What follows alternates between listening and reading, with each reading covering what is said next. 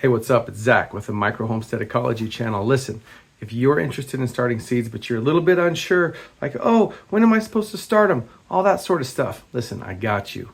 Drop down in the description of this video. I put a link in there to a Google form.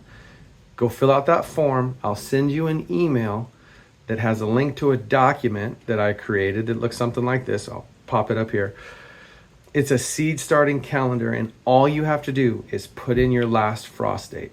Once you put in your last frost date, I've already pre-populated all of the timescales so that it will automatically tell you exactly when you should start your seedlings indoors so that you can get them ready to go. And it will tell you when you should consider planting them out based on their frost hardiness and all sorts of stuff.